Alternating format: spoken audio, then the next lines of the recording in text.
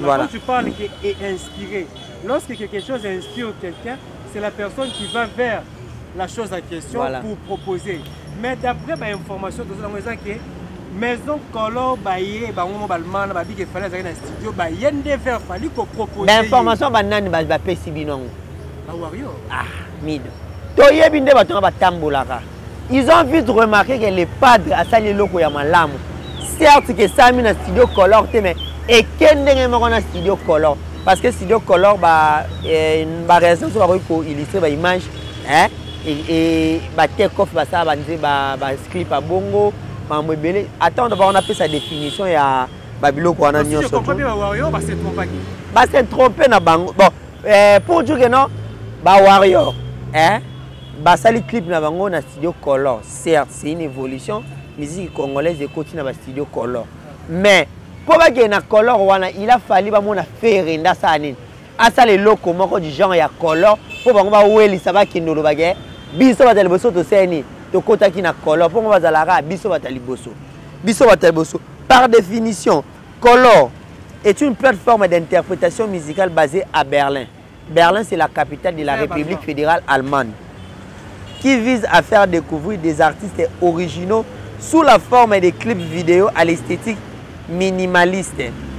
La particularité reconnaissable de la plupart de leurs vidéos publiées sur leur chaîne YouTube est que chaque groupe ou artiste est filmé sur la scène avec un fond net d'une couleur particulière. C'est-à-dire d'une couleur particulière, vu que ferré. À ça, là, déjà clip n'a une couleur jaune. Fallait que na color. Moi, pour a jaune et zaté. Il y a un bleu foncé wana. Idée où c'est pas ferré. Ah bon? Voilà. Ferré Gola, c'était juste l'idée à réalisateur naïe, concepteur naïe, il a conçu le clip de cette manière. Mais on les a vérité au public, peut-être que parce que l'ignorance. Si, voilà. Ça suscité le débat. Voilà. C'est juste que non, faire rigolo à ça les clips naïe, il y a qui toko sous forme de color. Mais ce n'est pas enregistré dans des studios color. Vous comprenez? Maintenant, ces clips-là est inspiré Batumi Soussou, Bakende na studio color. Pour ça, la clip et cocaïne ndia go et raisonnable. Il y a eu des commentaires juste après passage à faire. Tous en Kinshasa, tout le monde est son en église à pasteur Kabundi Walesa. Bah commentaire en allait être point parce que c'est fait rigolo. Yé moi le barasala nini. Bah ini nanga boluka nini. Fait rigolo sala ni bo ina mwana mututi na niveau mutake na église. Fait rigolo même ba mission Russie. Avec ta sala munene yota. C'était en quelle année? 2016-17. Hein? Car il y a des missions pour toi. Depuis que tu as mis pour toi. Déjà, Fali, il est qui au barreau critiqué dans le Congo. Les pas de ça qui bien. Merci beaucoup, on a passé à Moïse Zimbié. Déjà, présent, s'il a fait rigole en église, il y a Moïse Zimbié. C'était d'abord pour remercier l'Éternel par rapport à Mamoutou et Komela qui est déjà nous, sans ignorer, surtout depuis que l'artiste était emprisonné. Incarcéré dans le niveau de Fléry ou à passer 65 jours. Après 65 jours, pandémie, il qui fait rigoler dans mon thème. Malam sauter le lot, statut pandémie. Tout y a cité bête le monde photo à faire. Il y a story, il y a photo à faire. Voir même pasteur Moizimbe, il a tweeté ça na page officielle, il y a église, il a publié la photo à faire pour.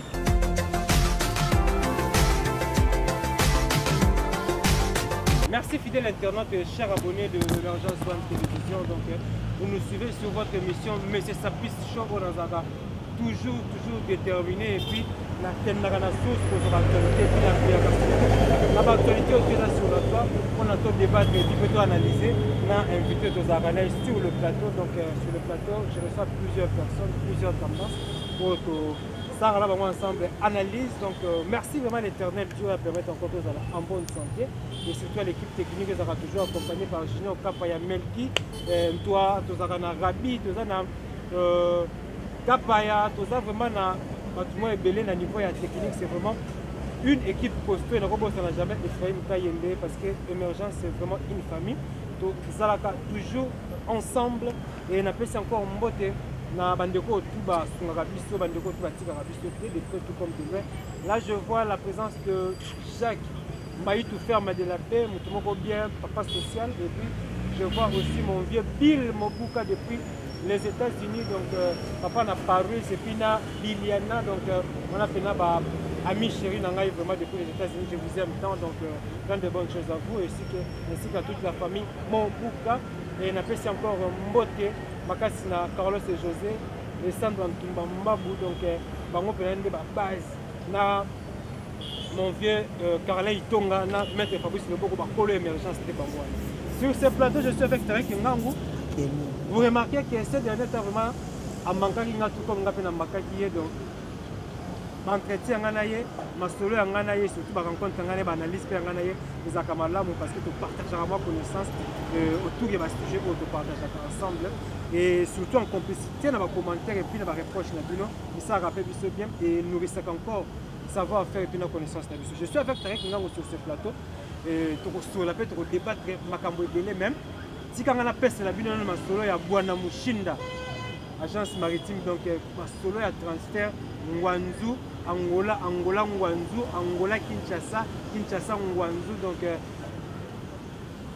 tous aura toujours on a pour la bino ba fret maritime wana yom tous on a biloko na yo on a besoin et comme na niveau ya Angola Bwana Mushinda za wana pona ko selo musala pe komisela yo biloko na wana ba condition nyonso pe malamu et puis komona eloko na yo ndengo tindela ga ngo eloko bunga ko zala te pona biloko ba ndeko bozana Angola bozolinga po frete bo tinda biloko à partir de Chine dans Ngwanzu donc azana pona ko servir bino awa na niveau ya Kinshasa tozana commune ya Kalamu na quartier Matongi avenue Oshwe numéro 3 et puis vous aurez plus de précisions na bas de l'écran wana concernant agence Bwana Mushinda Mutakangi Mastori à fret maritime. On est ensemble dans l'émergence de la télévision et surtout dans l'émission la Sapis Show et puis la culture à la une où ils ont présenté par Tarek Ngangu un invité dans l'après-midi à Lilo. Donc aussi on a déjà les réalisateurs, tous ont déjà la même vision pour la déjà Shana Yamba avec beaucoup de respect et beaucoup d'estime. Mon très cher confrère Tarek Ngangu, le journaliste et Nzambe. L'intello à Batou, il y a papa Ngangu. La maman a dit sur la testimon de Sikazali. Tarek, bon après-midi. Merci beaucoup Mido, bon après-midi à toi également. Bonjour et bonsoir à tous les abonnés de Emergence One Télévision. Bateau ba message dans mon abisso tangunyo soit vraiment ensemble. Je vous dis bonjour, bonsoir. Vous êtes disséminés à travers le monde entier, à Paris, Bruxelles, Milan, Molenbeek, à Genève, à Suisse, partout. Topé Sibino Bambote. Un grand merci également à Kaman Voama. Kaman Voama, plein de bonnes choses à vous également à Daryl Kanda en direct de Genève, Nakata Suisse. Mon ami, plein de bonnes choses à vous. On est ensemble avec M. Sapis Arnaud de Mido dans Sapis Show. Tout mes gosses, la Randingo Lobaki, Alain Kemé, la garçon de disque, papa Ninel. Babote no yangwana yaya. Papa la Ninel venanga Alain Kembela. Donc babi il a mandé le baga. Il a mandé le baga. Ah ils ont dit qu'il a mandé miwe. Il a mandé le baga. Alain Kembela, merci vraiment na soutien au Bénin pour apporter à la jeunesse de Robo Sonate. Gilles Tamba, le revendeur. Le revendeur, Mtate Rami Touka Solo. Babi jour arrivé à faire gola Moutamimaki, voiture qui tourne le Gilles Tamba. Odikete. Il y a des capotes, on limite pour la moula et Katani. C'est un marin les pas de. Quand je suis avec Tarek Ngangu, sur la maman presque tout, sur la maman héritier, sur le maman Fali, Poupa, sur le maman Itali culture. Voilà. Et précisément, le long ligne vraiment tout banda plus dans maman Frère Gola parce que Frère Gola c'est l'homme de l'actualité. L'actualité ils a dominé na Frère Gola et Frère Gola le jeudi dernier Azala qui reçu na cité Bethel par le pasteur, par le révérend Moïse Mbiye. Et Tarek Ngangu Azala qui se passe dans une équipe qui accompagne qui artiste Frère Gola. Comment était l'accueil? Déjà, le fidèle était étonné parce que il a quitté, tu vois, ils avaient culte à semaine et jeudi. Déjà, il y a un culte normal des Alara. À la grande surprise, tout à la pasteur Azoko Tana, les pas de l'église.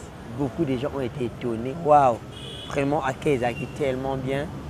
Nous remercions beaucoup plus les chrétiens et puis les fidèles de l'église. Cité Bethel où il a dirigé par le révérend pasteur Moïse Mbiye. Il faut le rappeler aussi que le jour on peut mboule Betaki. Makasi, Mboula. Mboula. Jour à une église Mboula. Même jour où Betaka concerne à Rotana, Mboula. Donc même jour où Betaka concerne à Abidjan, Mboule Betaki. Donc papa Hervaza. Aza toujours accompagné. Toujours accompagné Surtout que ce sont les averses. Les averses, c'est Bamboula Mapamboli, Bamboulou et Pesaramakamou. Vraiment, faire rigole à Jésus des Nians, le padre. Il a été tellement bien accueilli au niveau de l'église de Cité Bethel. Je disais, toujours remercier Andemi à Cité Bethel. Vraiment, Balakaki Bolingo. Monter maman larme et puis hospitalité. Au senti niveau, les padres, ça qui bien. Vraiment, merci beaucoup, on a passé à Moïse Zimbié. Déjà, présent, s'il y a fait rigole en église, il y a Moïse Zimbié. C'était d'abord pour remercier l'Éternel par rapport à Mamoutou et Komela qui est déjà nous, sans ignorer, surtout depuis que l'artiste était emprisonné, incarcéré à niveau de Fléry, où a passé 65 jours. Après 65 jours, étant abîmé, l'artiste avait lancé une chanson pour remercier et puis pour expliquer comment ce Mamoutou Komela qui est en prison. Dans cette chanson, il avait dédicacé le pasteur Moïse Zimbié, où a Babaki, dans l'église Cité Bethel, Basambela qui pone en gaï, pasteur Moïse Zimbié. Déjà, son arrivée à Kinshasa, et c'est un Koma, l'église Moïse, il y a pasteur Moïse Zimbié à Sambela, à remercier Nzambi, à remercier les fidèles, chose faite, il y a déjà depuis le dimanche. Malheureusement, le dimanche, contre-temps, il rattaque, et puis j'ai dit les padres Azala Kiwana, et ça qui plaisir à trois lacs, c'est moi dans Nzambi. Moi, je suis Marie qui a essayé Jésus dans Nzambi, vraiment, dans l'équipe Momezaki, on a le Gaulois, de la presse, la Normie, Yaba, tout aux accueils, et les cas qui bien. Vraiment, fait rigolo, il est unique à son genre. Unique à son genre, c'est tout le temps assis micro, il a fait un petit discours. Et puis, il a mis Bolingo Yangana, Yesu, Bolingo Yasu, Katio. Même cette église est Ningane. Oui, il y aura succession à la question par rapport à des au précipitation. La première de choses, ou soit la première question, c'est que tu as vu déjà que entre les chrétiens, les musiciens qui lui appellent les musiciens profanes, courant vraiment et les gagatés. Je ne sais pas, avez-vous remarqué sorte cette discrimination entre les chrétiens et puis comment on a présence à faire un quota dans la église? Bon, déjà, pour dire une chose, les chrétiens et les musiciens qui couraient les gagatés, ils ont tort. Parce que les musiciens profanes, ils sont là pour peindre la société. Hein? Ils ont éduquer la société sur tous les plans. Sur le plan social, sur le plan économique, sur le plan juridique, sur le plan amoureux, dans le plan ébélé. Mais les musiciens chrétiens, ils sont là pour éduquer la masse, la population sur le plan chrétien. Donc déjà, tout ça est une émité. Tout ça est tout parce que les musiciens profanes, ils sont l'église de Mabakina. Ceux qui couraient les ratés faire n'allaient pas aller dans cette église. Parce qu'il reproche à Rabangon qu'ils va pouvoir au culte. Non, ils ont bénéficié de la Toyebi qui chasse ça, Mamba qui chasse ça, il y a Congo. Déjà, discrimination est à la quête. Bandimi, Bayama qui fait rigoler dans mon thème, Malam, sauter les lots, Bastati, Bandimi, tout y a Cité Bethel, au moins la photo à faire. Il y a une story, il y a une photo à faire. Voir même pasteur Moïse Zimbié, il a tweeté ça dans la page officielle, il y a l'église, il a publié la photo à faire pour dire qu'il n'y a pas une discrimination entre les chrétiens, les musiciens chrétiens et puis les musiciens profanes. À tout moment, on a JB, on a Wazé quoi, on a Papa Wemba, déjà, il y a Bolingo. Tout le monde a aussi, il y a un événement, on a Samboka, tout va ensemble. Bakabola raté yo musicien chrétien yo ami mbongo se retrouver bango nyonso siko yebisa mbongo se retrouver kamso bakabwana ndeni pour dire que bango tout bazalaka eloko moko donc baza penda batu oyo basaka musala pono pesa honneur na mboka na biso culture ya mboka ekende likolo il y a pas une discrimination entre les deux. Oui, tu as vu déjà que le pasteur Mbi est très reproché. Il y a très proche de musicien par le passé. Mais le logo, le pasteur Mbi est vraiment pour y avoir fait l'église qui est encore plus loin pour l'église pour que faire égola à Yemba. Et le logo dit que entre lumière et ténèbres, il n'y a pas photo, il y a relation à mais le logo apparemment est sous la critique. À la personne, il y a le pasteur Moïse Mbi. Donc on va battre, si vous doutez plus na pasteur, et analyse comme ça parce que tu yebi na yonangai que le pasteur sous l'église nous soit tolérer peut-être acte à bon côté. Bon, il y a peut-être car na bureau, parce qu'il na bureau. Na église, il y a type pénal bosso ya église ouais, ayemba bosso batutu quelque part peut choquer le pasteur sous ça. D'habitude, il y a si kabani ko ya pe ba pasteur pour comment comprendre makambo autrement par rapport à temps où il est qui est trop. Ah, mais c'est Mido, j'espère bien que déjà, l'église Nyonso, il y a Congo, qui pour la première fois va présenter à Bato. Si vous voyez, ça va les mal les autres. L'église Nyonso, il y a Congo. Ils ont dit, oh, Bato, va dimanche à l'élo.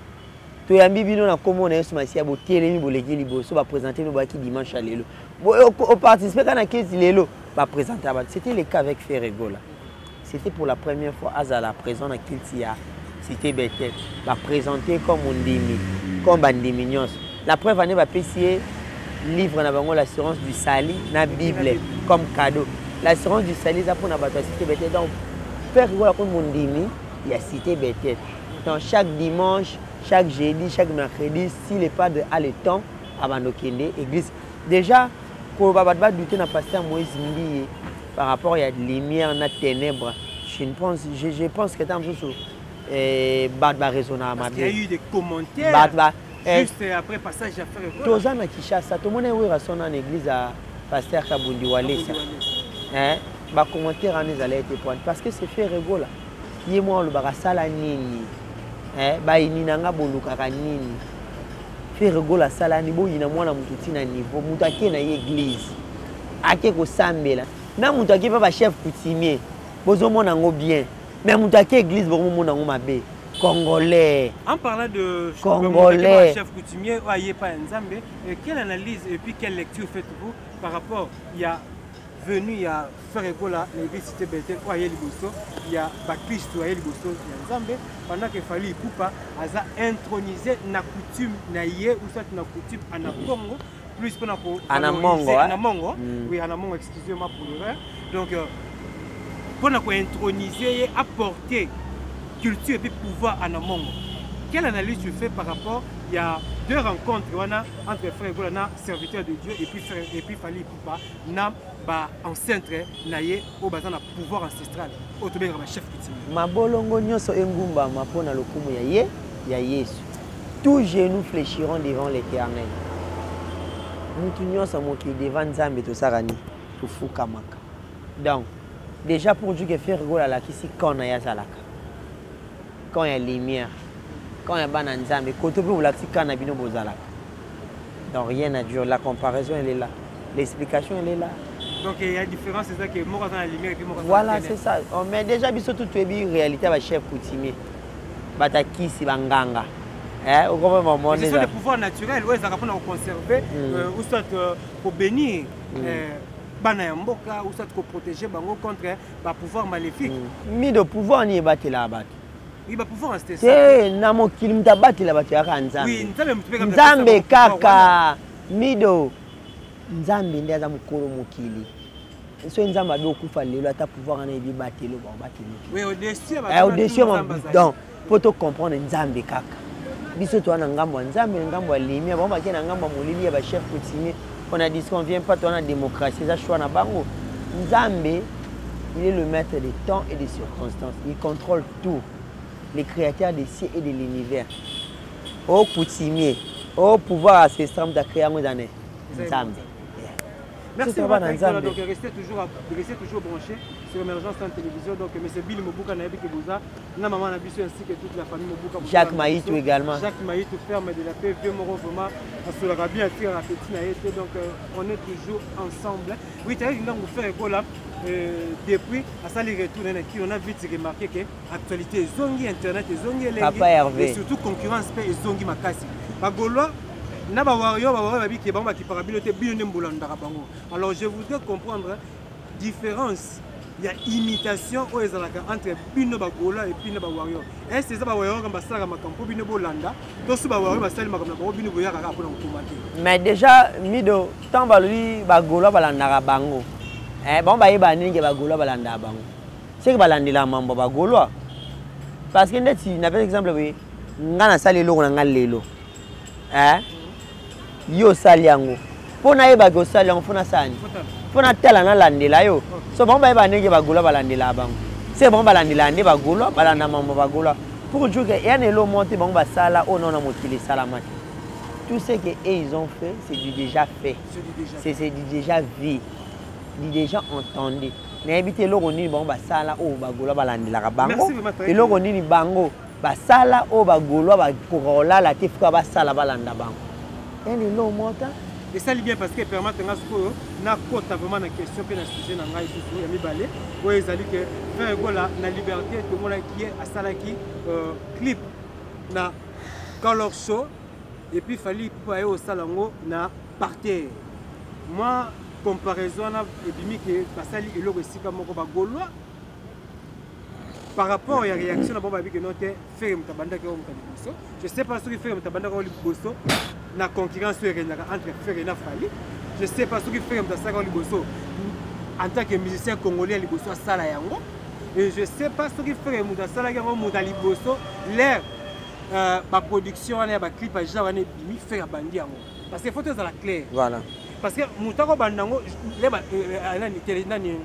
application soit na plateforme à téléchargement na les bandaki muta bandaki muta liboso ba sala après ba ko ba peke no ba balandaki mais net na Congo be muta ayaki na ba muta liboso ba to ba sali après ba ko ba peke balandaki mais entre concurrence peut entre faire na fali ce qui peut falloir c'est comme muta liboso to faire ça comme muta liboso c'est normal ba ke mo landi muninga mais on a vite constaté que faire à sali yango to mo on peut pas fali mais ba golo ka ba réagir alobi que Bino Bawario pardon Bino Boboularaké Fali à l'endroit ferry parce que ça m'a déjà c'est Salema réaction à Bino Bagoulois sur la toit les gens qui va Goulois vous a suivi par Bawario ou ça te Fali à la ligne de fer. Bon déjà Mido pour dire que bon autre belo moka bango lobby que non ils ont logo déjà Salama balandi déjà biloko pe o bango ba salaka et biloko déjà salama dans ce faire ça là on a l'oreille là et salama nango déjà bon je voulais mettre très important voilà zonga no mom question na lobby boy ba lobby que et loko on a déjà salama nango et salama c'est est-ce que color existera ba genre ba clip a bongo salara ça c'est-à-dire ceux qui a salango lelo ils ont batika la ni ferré et on va que ai salama nango déjà y on peut dans lobby. Et dans la bloc comme souvent on va ça la ça que faire landa bango fait pas landa bango tu peux bloc on a déjà ça nini et ça la maïzala déjà donc Kotoana je crois qu'il y a pas match il y a pas photo on peut pas discuter là-dessus maintenant tout sur le point on a un méga clair sur moi Batumuki Ferrego là il a fait un clip il y a Ma Liberté na fond jaune mais il a maison il a studio color mutu et ça là en côté. Ah bon? Voilà. Ferrego là c'était juste l'idée à réalisateur naïe, concepteur naïe, il a conçu le clip de cette manière. Mais on les a vérité au public peut-être que parce que l'ignorance si voilà, bah c'est ça susciter le débat. Voilà. C'est juste que non Ferrego là a sali clip naïe, il y a kitoko sous forme ya color. Mais ce n'est pas enregistré dans des studios color. Vous comprenez? Maintenant ces clips là et inspiré Batumi Soussou, bakende na studio color pour passer la clip et cocaïne ndia go. Voilà. Quand tu parles qui est inspiré, lorsque quelque chose inspire quelqu'un, c'est la personne qui va vers la chose en question pour proposer. Mais d'après l'information de ça, que maison color baye bango balman ba bi ke fallait aller dans studio ba yende faire fallait ko proposer. L'information banane ba pesi binongo. Bawario. Ah, mido. Ils ont vite remarqué que les padres à Sali Loko Yamalam, certes que ça mis dans studio color, mais et qu'est-ce que studio color? Parce que studio color, une raison pour illustrer l'image, et take-off, ça va script à bongo, attends, on a fait sa définition et à Babylone. Si je comprends bien, Wario, c'est trompé.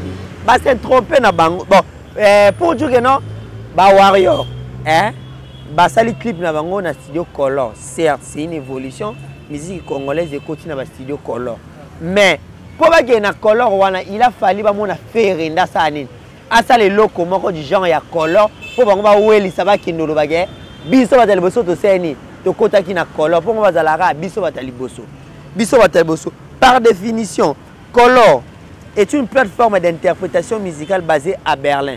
Berlin c'est la capitale de la République fédérale allemande, qui vise à faire découvrir des artistes originaux sous la forme de clips vidéo à l'esthétique minimaliste.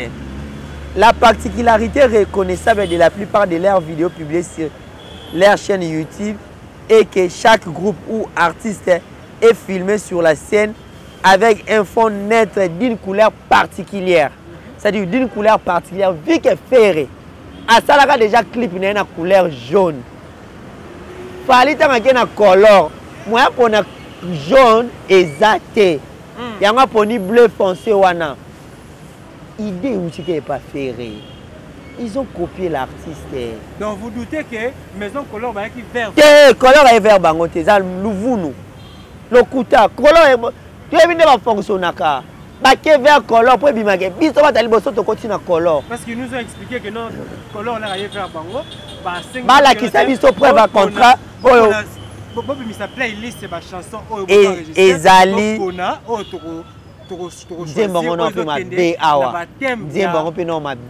et même ils sont en train de critiquer ça. Et beaucoup de polémiques à monotonie, bah menacer bah petit na bah ya na soit impéra. Mais après les temps là ils vont dire mon faire abéter quand qui chasse ça. Non. Les lois qui chasse ça moi boîte nyon surtout bar nyon surtout carte rose marathon okapi dose unique et kangi qui chasse ça na bien côté. TikTok n'en parlons même pas. Hein? Côté la kangana miso sonité. Côté la kangana kanda na ye lokola zo seka ekangi kishasa mumba. Maman Denise nyakero ekangi kishasa. Donc par là elenga chérie comme yo bomanga kishasa mbezo kanga na banzimbo faire. Le lot faire comme critiquer faire le lot hasard insulter à tout moment pas ba warrior OK. Imitateur Fali. Les problèmes l'autre fois Mido retourner stade. Il y a les hommes à promettre que ce Bagola qu'il y ait pas au stade. Donc apparemment Mido, tout cela non bien. Hier j'étais en plein débat avec un warrior qui me dit que faire Alandaka Fali. Je lui pose une simple question. Tu peux me citer Babylon Nino Fali à Sala faire à Sanini Alandaka. Écoute, j'ai tel nom parce que c'est un ami, mais niveau ba warrior ba raisonnara, niveau de bestialité na bango. Il dit ceci. Faire Alanda Fali na koimba na France. Faire Alanda Fali na featuring. Faire Alanda Fali na obeta stade. Faire Alanda Fali na kouta poto kobeta kobenga ba yo zoyo. Comme on dit ni carnaval. Voilà. Moi, je me suis posé des questions. Congo, Oyo. Congo, aujourd'hui, nous avons 62 ans d'âge.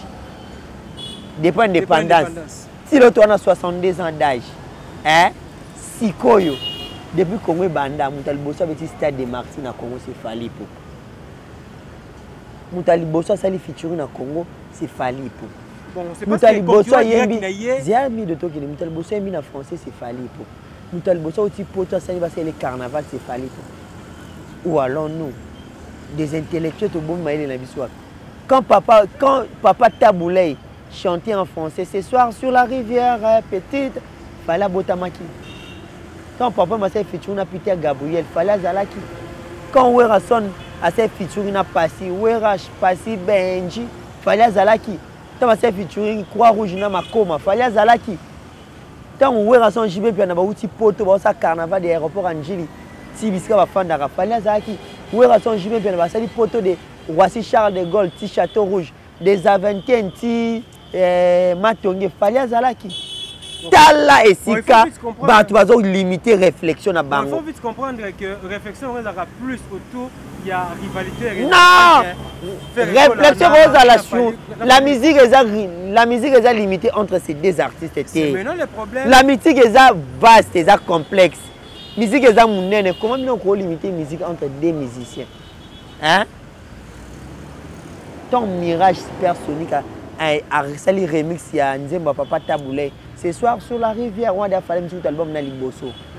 C'était en 2006. En 2006, ça y est, il fallait en français. Et moi, je ma bé pour la kuna et nanze moni moi wa yemba na sodi ni moi. Na yeba sous-titre nanze moi. Donc ba warrior le problème avec eux c'est quoi? Ba on va lingara nde ba on dit ba za monopole ya makambo bisonde bango te. Mais quand même peut quand même accepter la supériorité de Fally Ipupa en tant que numéro 1 de la musique congolaise. Une supériorité numéro 1 en Ndeni. Parce qu'il y a une grande salle, Fally Moutapeta, il Fally à sauter niveau, Fally Ipupa a même un musicien pendant plus de 3 mois au niveau Europe, qui a contrat au niveau États-Unis, qui a tourné. Quartier Laté Salango, BCVG de Papa Chéri Salango, Maison Mère de Wirasson de Salango, Viva la musique de Papa Mbe Salango, Victor Elé sont des questions Emene Salango. Oui, il y a des décennies depuis 2020, depuis 2015, c'est comme Lelo, ils ont fallu. Faire la même mission en 2018. Et faire la même mission en 2017 plutôt. En Russie.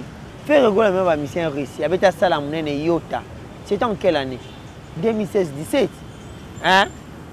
Car il y a une mission pour toi. Depuis qu'il y a une mission pour toi. Fabregas a une mission pour toi. Héritier a une mission combien de fois pour toi? On va comprendre. Mais il parle plus de tournées africaines et puis à ça la tournée combien? À ça la tournée combien de fois? Hein? À ça la tournée combien de fois? Faire rigoler ça va tourner. Rotterdam, Paris, Bruxelles, Milan, Hambourg, faire rigoler ça là. Et en conclusion? En conclusion pour dire ceci, na sujet oyo na bango nyonso ne baza mutalanda ka muninga azate. Ma mutu ba sala exemple déjà et salama. Quand papa faisait des featuring avec Peter Gabriel, Fally Azalaki. Tant que tabula ezobeta banzema français, Fally Azalaki. Bango nyonso ba yokuta de makambo ba tracer la bango nzela. C'est l'ignorance et puis muté mabe okuti baninga ba tracer no nzela yolo ba non. Là muta liboso. C'est nier les efforts des uns. Et ça muté mabe mon cher ami Mido. Merci vraiment Tarek Ngango. Donc frère Gola déjà na Kinshasa depuis frère Gola Bayamba qui est pas Gaulois et apparemment Gaulois va surprendre toute une nation, va surprendre les mélomanes, va surprendre les fans de quartier latin, va surprendre les fans de Wenge. Pour moi, Angouruma wana na aéroport, depuis l'aéroport au Tiwileri et Gaulois va qui motivé la nini. C'est qu'à absence ya frère Gola nem te matisa qui m'a foutu appeler l'enguana. Tu peux dire que non, il faut prouver bon que biso pe to linga papa. Non seulement absence à faire rigoler, c'était également la concurrence directe entre Fally et Ferré. Vu que Fally a été stade de martyrs à Tony Sakiango. Gaulois, pour relever les défis à stade de martyrs, en premier lieu, c'était d'abord répondre présent dans l'aéroport Yanjili. Enfin, que Sabango qui est presque similaire. C'est-à-dire que tu as un stade de martyrs, tu as ils ont un langage moins courtois. Oui, c'est ça. Ils ont reconnaître. Ils ont reconnaître que tu as presque des moments. Non, quand on a vu ici, et c'est l'orgueil et puis une complexe de supériorité. Raison pour laquelle au monde, ils ne vont pas aller loin. Aussi, là, on dirait Milingalika. Après, on va dire et les gars, le Milingalika. Moi, le Sangoye Linga Inazalaki Nangaiteo. Tela lisola fedenza ya na polo santo petit tanze mwana 1 an ebeta na baba presque tout ya Kinshasa yemsa bango nzemba Fally nini liputa ebeta lisuta milinga likaele 4 365 fois D ebeta atilelo pour dire que faire rigola anda banzemo au papa Chiral bageza ba œuvre on comprend ba œuvre éternellement rabeta na quartier latin. Sans ignorer, n'inviter sur nos canaux les sous. Pour que l'on puisse télécharger avec un téléphone, mais vite il m'a barre toi qui chasse ça et bêta. N'inviter les managers dit que les noirs sur mon nom à côté de la plaque. N'a pas mon solo. Vite il m'a dit le bêta contrairement à Nzemwana. Pour dire que biso toza langage mo courtois. En plus biso zanga za vrai na banonga. So nde to lati ba short à pembe na binga ngo pembe. Na lo bate ki za bleu. Na minute au Fally pour passer parmi les artistes qui font la fierté à la République démocratique du Congo Libanda. Turbo Yangote fait rigoler également, c'est parmi les artistes Oyo à sa fierté à Mboka Libanda mais bon boya. Tara moko sanga fait rigoler la succès si là c'est faire succès si là mais olobela chaque jour.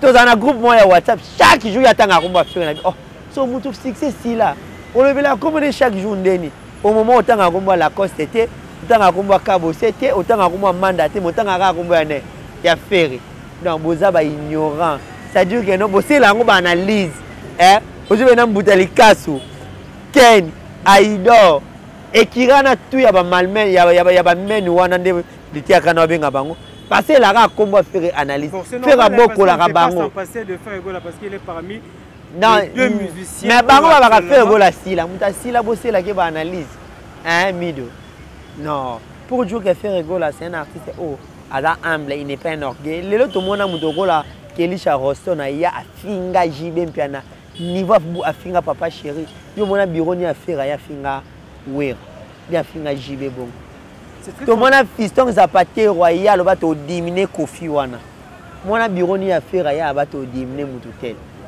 tala c'est très compliqué qui impolitesse na banto bimisa wana miso ba pour toi dire la langage de la gaulois mais de l'autre côté parce que Tarabino comme étant bavorien tu dois tamaile ndetsinga licencié en communication des organisations et belé balega na TV wana so tchenga na bango na kana organiser bona mambu nyoso na bolo ba français ko le kabango na mambu belé bon ba yebité je suis civilisé sur le plan culture générale mambu belé bon ba yebité ngana tanga l'accord de participation avec l'auxiliaire être et avoir na deuxième troisième quatrième primaire mais si le on a bi règle nango et bandeti souka na bi règle ya discours direct na discours indirect na bi comment s'emploie l'épithète la tribu du sujet tout wana na zana na mutu na biango wala ndio mémoriser te oh ba mémoriser ngo te o mémoriser ngo ndende te ba mémoriser ngo te yango za ba na ko pesa ba pesi phrase mo boy o ça la analyse grammaticale nango on mémoriser phrase wana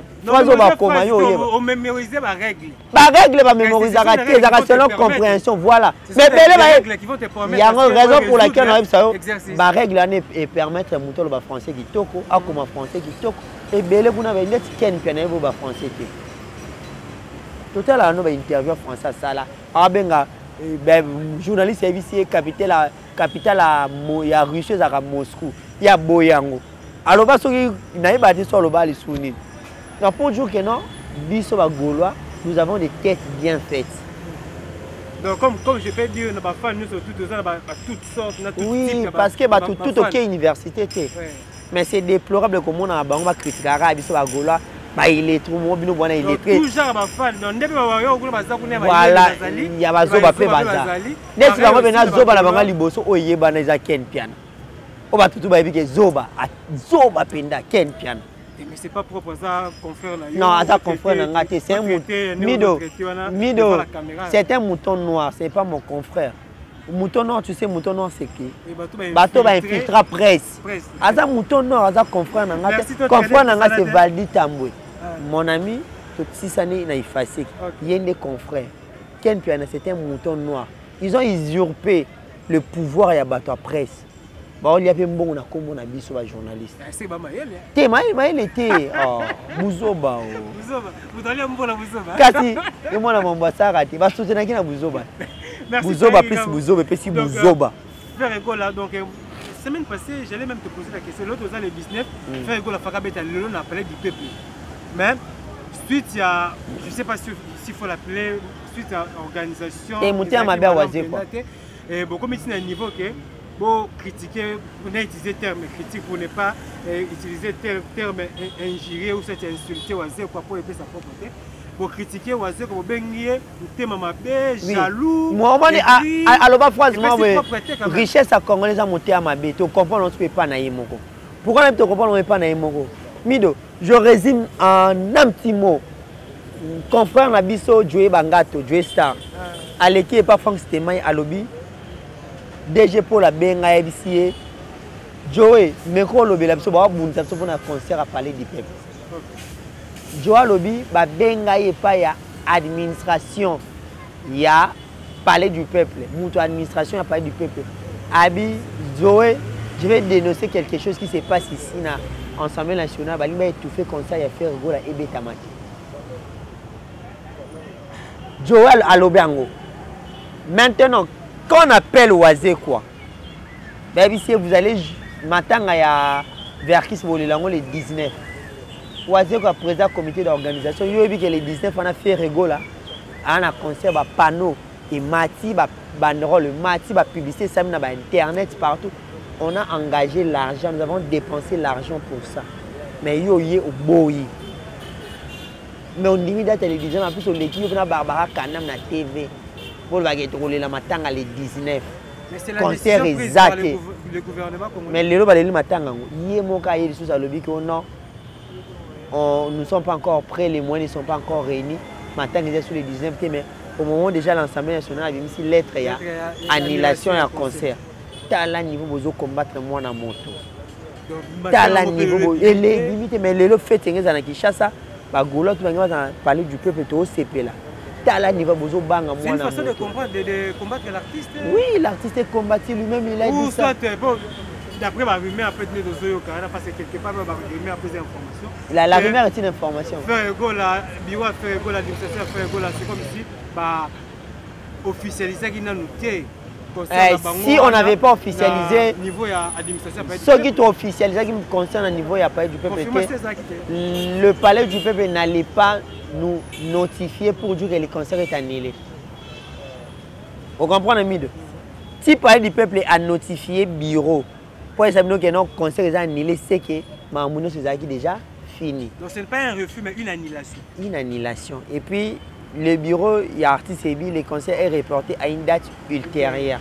Pour dire que le concert est toujours maintenu, si, dans le même espace palais du peuple, mais à une date ultérieure. Et c'est une façon de diminuer ma moto, faire rigoler, pour démoraliser. Kasi ba combattre mi tiama. Tindika ndeti wazi kwa benda bi mutiama be. Na comprendre que dans maïl est à cause de abisso. Mais moi personnellement, je ne sais pas s'il faut plus condamner Wazuka parce que au-dessus, au-delà de Wazuka, il y a le gouvernement. Non, Mido, c'est lui le président d'organisation. Date, il me torpé ça. Il me proposé date. Dit que je ne sais pas si je me trompe. C'est lui le président, biso un musicien par rapport à Kandé, un musicien nyoso. Bango tout bazana kinto préféré to le lango jour tel. Parce que balingi azanaki. Baba ki non, il faut fachaza la fachaza étranger. Lelo fachaza Kinshasa. C'est mais lelo fachiba ngaza attends. Une manière de tout faire l'artiste. Bah so tout faire artiste yango lo abibai ni nanga boluka kanini. Ni de monsieur Sapis faire sala nini. Motazo somnolé bino bobi bosali matanga. Merci vraiment Taïnga Moussou Vanda vraiment sur les AIPL et juste tout bêtement le seul il y a fait un père comment présenter bah excuse bah on se plaindre bah on se justifier donc la minute un père comme il a problème là bas par contre Instagram là bango bah on se désabonner le quoi l'homme on comprend que il y a vidéo mort au ezaki erreur au présenter bah artiste et musicien au nom de Jozo Machine et puis na Yuma aucun de deux artistes a prononcé que notre est monotonie. Les artistes qui parmi la moi a tweeté ou cette africaine vidéo sur la toile et ça lit buzz et puis si tu kanda et créer des problèmes et créer des polémiques. Mais là, il y a comme un problème et réaction il y a des warriors. Yo en tant que amoureux de bonne musique, en tant que patriote et puis congolais. Comment tu trouves la réaction de Warrior? Warrior va esprit faible. Esprit faible. Quelqu'un qui a un grand esprit a reçu la réaction à Bongo. Combien de critiquer à faire dans Congo? Vous êtes allé plus loin, vous êtes désabonné dans votre compte Instagram, dans votre page Facebook. Vous êtes désabonné dans Bino et Salini. Bino vous avez un compte fictif pour 8 millions d'abonnés, mais vous avez déjà, Fali, il est qui au baro critiquer na Congo té. Hein? On sali monotonie, va remarquer ça monotonie. Ce va l'obaté parce qu'il y a Fali. Monotonie, on en a marre, c'est la phrase qui règne à minute.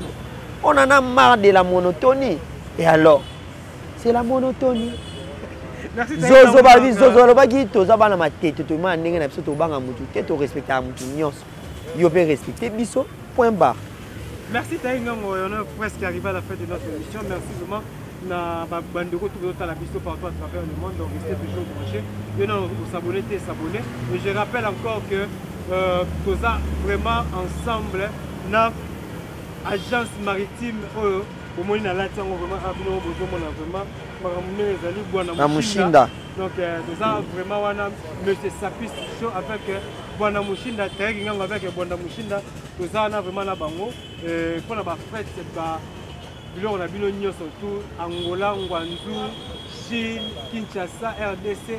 Donc, Tinda Bilo, on a eu et pour y a la condition bien et puis pour il y a frais et ça vraiment abordable pour la ville surtout nous en avons il y a compétition de la ville donc à un niveau il y a RDC précisément la Kinshasa la commune à Kalamu quartier Matongi a venu au chez numéro 3 si vous y wana donc vous avez renseignement tout vous avez renseignement tout concernant Bwana Mushinda donc nous avons vraiment ensemble na bango et je profite aussi de dire un grand merci à mon frère Dick Lenoir le big manager donc à Tika Ngai ça sera toujours Nangai et tout mémora toujours parce que nous fait ensemble parce que Africa Vision, ils auront toujours une émergence sur la télévision en famille et puis tout marche toujours de mèche.